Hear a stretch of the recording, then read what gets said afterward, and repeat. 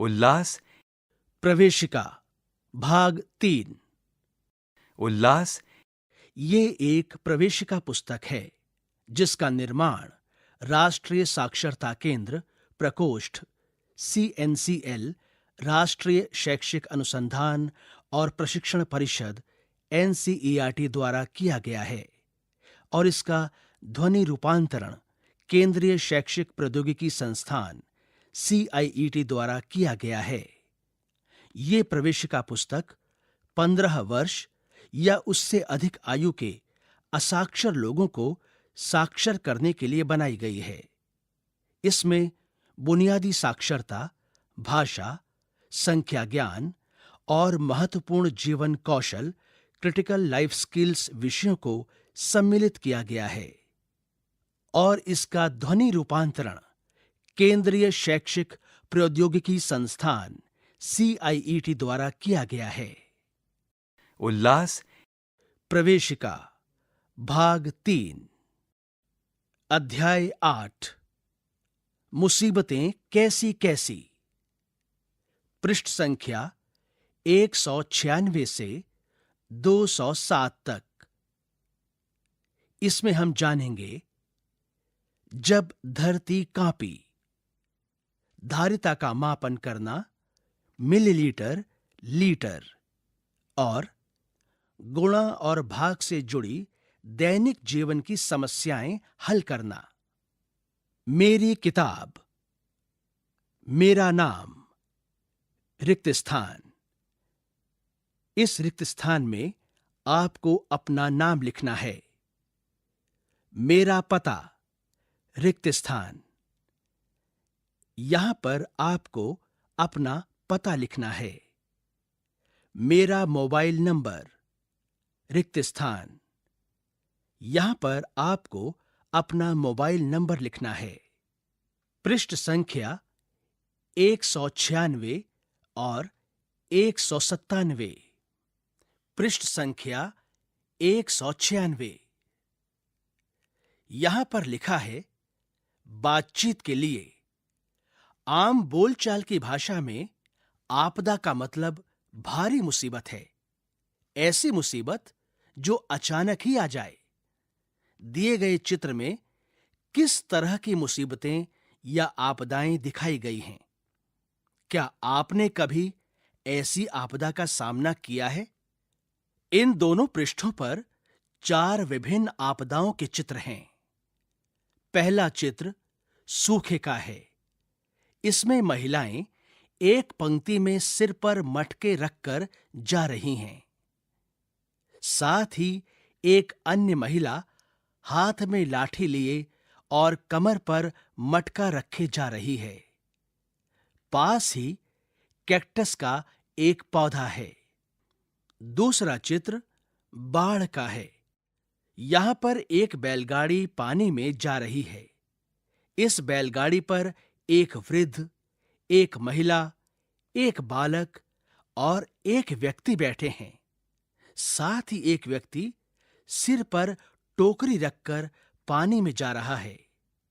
यहां पानी में डूबी हुई एक झोपड़ी भी है। तीसरा चित्र आग लगने का है। यहां पर एक घर में आग लगी है। आग को दमकल कर्मचारी बुझा रहे हैं। चौथा चित्र भूकंप का है। इसमें एक बिल्डिंग तहस नहस हो गई है, जिस पर कुछ व्यक्ति बचने की गुहार लगा रहे हैं। कुछ व्यक्ति घायलों की मदद कर रहे हैं।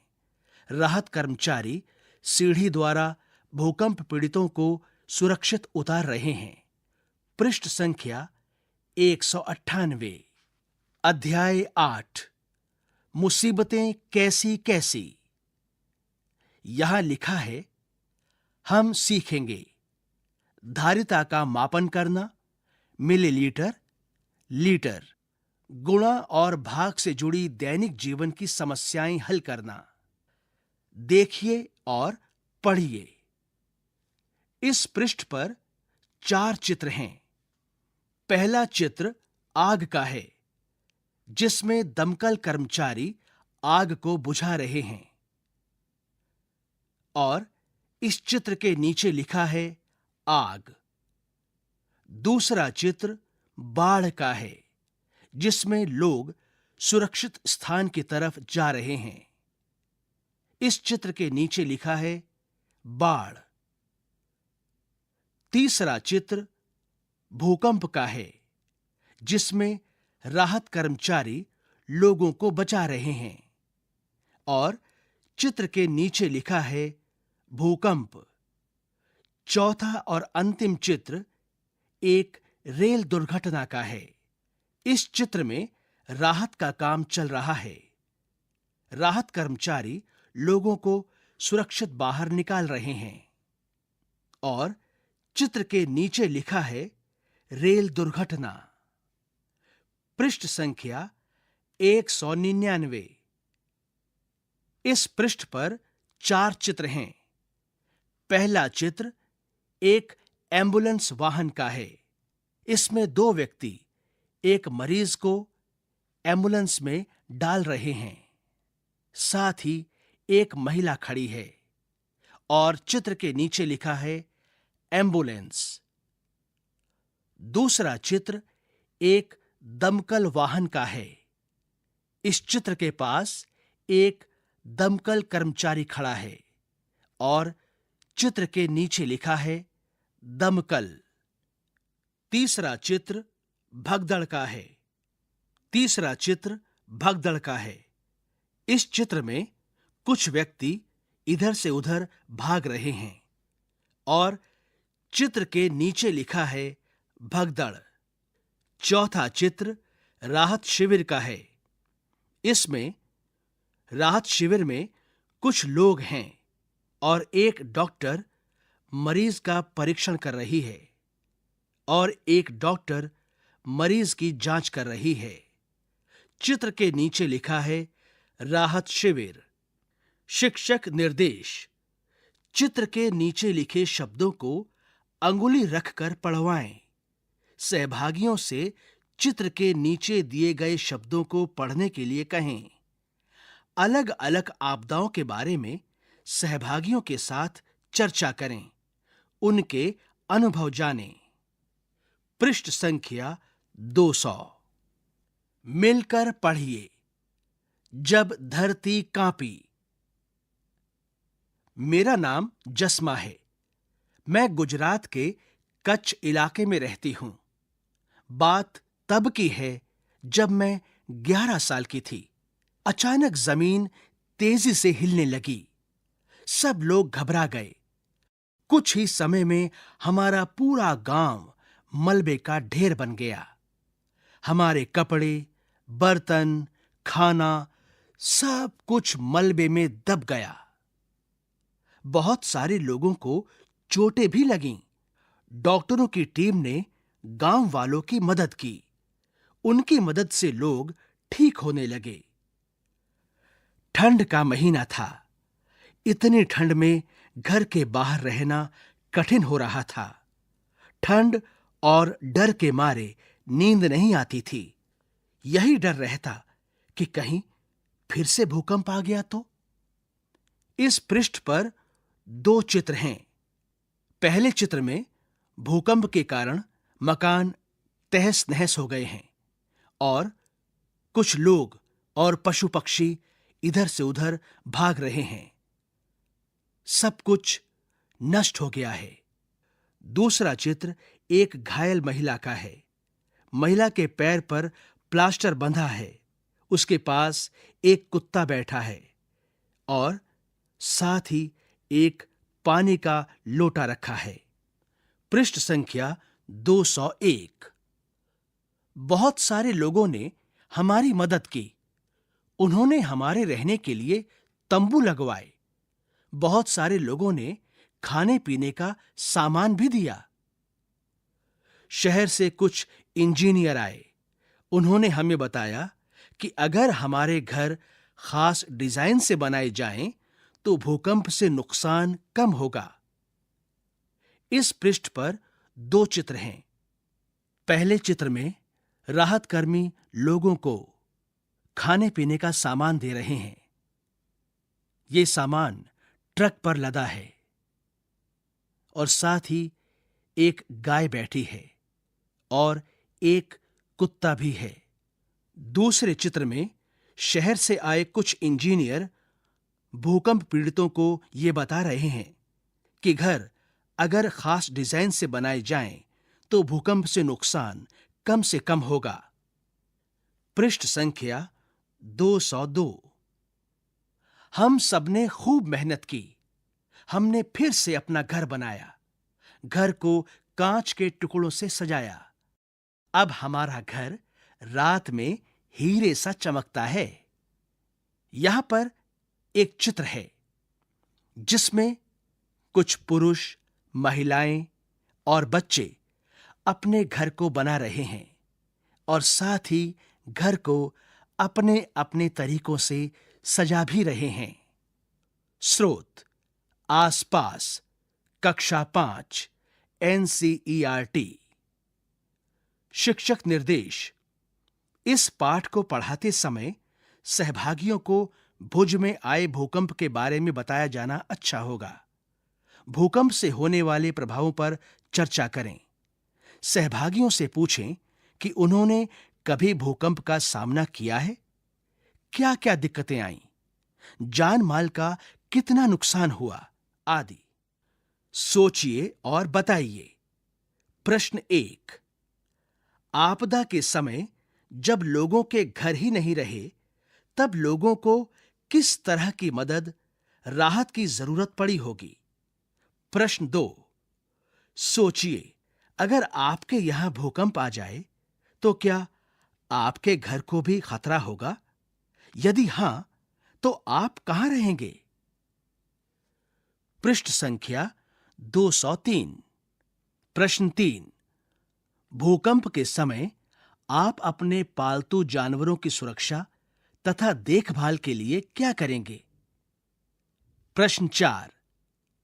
क्या आपने अपने जीवन में सूखा, भूकंप, बाढ़ जैसी किसी प्राकृतिक आपदा का सामना किया है?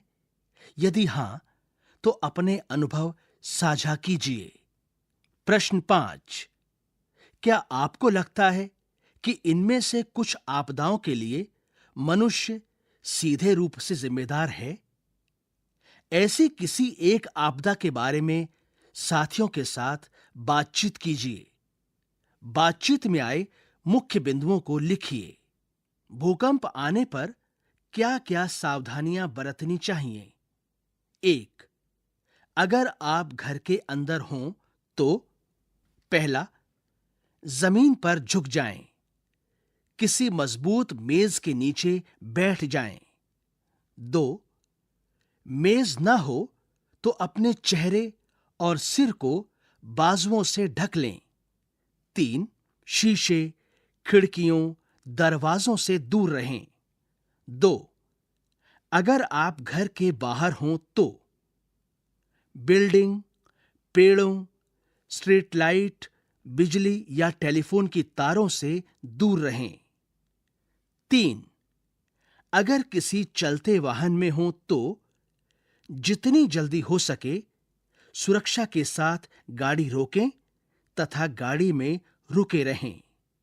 पृष्ठ संख्या 204। 4. अगर मलबे के नीचे फंसे हों तो पहला, माचिस की तीली न जलाएं। दूसरा, अपने मुंह को कपड़े से ढकें। तीसरा, किसी पाइप या दीवार को थपथपाएं ताकि बचाने वाले आपको ढूंढ सकें। भूकंप के समय किसी मजबूत चीज के नीचे छिप जाने को क्यों कहा गया है? यहां पर एक चित्र है। इस चित्र में एक मेज के नीचे एक बालक बैठा है और उसने मेज को अपने दोनों हाथों से पकड़ रखा है। आपदा संपर्क सूचना: किसी मुसीबत के समय आपको मदद की जरूरत पड़ सकती है। अपने इलाके में मौजूद पुलिस थाने, दमकल केंद्र और नजदीकी अस्पताल का पता तथा फोन नंबर पता करें। इस जानकारी को लिखें। इस जानकारी को याद भी रखें। यहां पर एक तालिका है। इस तालिका के 3 भाग हैं। पहले भाग में लिखा है दमकल केंद्र, नजदीकी अस्पताल, एम्बुलेंस और पुलिस थाना। दूसरे भाग में लिखा है पता और तीसरे में लिखा है फोन नंबर। आइए अब हम इस तालिका को पढ़ें। दमकल केंद्र, पता रिक्त स्थान, फोन नंबर रिक्त स्थान। नजदीकी अस्पताल, पता रिक्त स्थान, फोन नंबर रिक्त स्थान। एम्बुलेंस, पता रिक्त स्थान, फोन नंबर रिक्त स्थान। पुलिस थाना, पता रिक्त स्थान, फोन नंबर रिक्त स्थान। अब आप इस तालिका को स्वयं भरें। पृष्ठ संख्या 205। मेरे शब्द।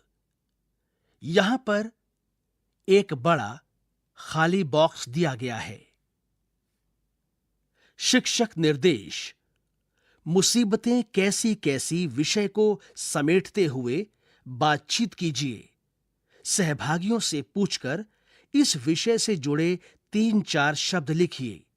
ये शब्द उनकी अपनी भाषा के भी हो सकते हैं, जैसे भूकंप के लिए भूडोल आदि। सहभागियों ने जिन आपदाओं को झेला है उस पर उनसे चर्चा करें और उनके अनुभवों पर पोस्टर या चित्र बनवाएं। ऑप्शन: सहभागियों ने जिन आपदाओं को झेला है उस पर उनसे चर्चा करें और उनके अनुभवों पर पोस्टर, चित्र बनवाएं। पृष्ठ संख्या 206। राहत कार्य। अगर एक तंबू में कुल 6 लोग रह सकते हैं, तो 30 लोगों के लिए कुल कितने तंबू लगाने होंगे? रिक्त स्थान। दुर्घटना में 50 लोग घायल हैं। एक एम्बुलेंस में 5 लोग आ सकते हैं, तो घायलों के लिए कितनी एम्बुलेंस की जरूरत होगी? रिक्त स्थान। धारिता का मापन। लोगों को खाना, पानी की बोतलें तथा दूध के पैकेट भी बांटे गए। पानी की बोतलें विभिन्न आकारों में थीं, कुछ छोटी, कुछ बड़ी, कुछ उनसे बड़ी। सब बोतलों पर उनमें कितना पानी आता है माप लिखा था। यहां पर पानी की 4 बोतलें हैं। पहले चित्र में 2 बोतलें हैं। बड़ी बोतल के नीचे लिखा है 1 लीटर और छोटी के नीचे लिखा है 750 मिलीलीटर 3 पाव। दूसरे चित्र में भी 2 बोतलें हैं। बड़ी बोतल के नीचे लिखा है 500 मिलीलीटर आधा लीटर और छोटी बोतल के नीचे लिखा है 250 मिलीलीटर पाव। ब्रैकेट में 1 लीटर बराबर 1000 मिलीलीटर, ब्रैकेट बंद। 1 लीटर बोतल को भरने के लिए 500 मिलीलीटर की कितनी बोतलों की आवश्यकता होगी? 2 लीटर की बोतल को भरने के लिए 250 मिलीलीटर की कितनी बोतलों की आवश्यकता होगी? शिक्षक निर्देश। सहभागियों को अलग-अलग माप के बर्तनों, बोतलों की धारिताओं में संबंध खोजने हेतु प्रेरित करें। चर्चा करें कि छोटी धारिता व बड़ी धारिता वाले बर्तन कहां देखे हैं। मिलीलीटर और लीटर आयतन धारिता मापने की इकाई है। किसी बर्तन की धारिता यह बताती है कि उस बर्तन में कितना तरल पदार्थ आ सकता है। छोटे बर्तनों की धारिता मिलीलीटर में मापी जाती है और बड़े बर्तनों की धारिता लीटर द्वारा मापी जाती है। 1 लीटर में 1000 मिलीलीटर होते हैं। पृष्ठ संख्या 207। कैंप में बीमार व्यक्ति को डॉक्टर ने 180 मिलीलीटर दवाई की शीशी दी और प्रतिदिन 20 मिलीलीटर दवाई पीने की सलाह दी। मरीज को कितने दिन की दवाई दी गई। यहां पर एक चित्र है। इस चित्र में एक महिला डॉक्टर एक महिला मरीज को दवाई की शीशी दे रही है। डॉक्टर कहती है, रोज 20 मिलीलीटर दवाई पीनी है। महिला मरीज पूछती है, कितने दिन तक? डॉक्टर ने कहा, जब तक दवाई खत्म ना हो जाए। डॉक्टर ने कहा, जब तक दवाई खत्म ना हो जाए। बाढ़ के दौरान एक गांव में बीमारी फैलने से रोकने के लिए टीकाकरण के लिए टीम भेजी गई। टीम दवाई की 100 मिलीलीटर की 10 शीशियां लेकर गई। टीकाकरण में एक व्यक्ति को 5 मिलीलीटर दवाई लगती है।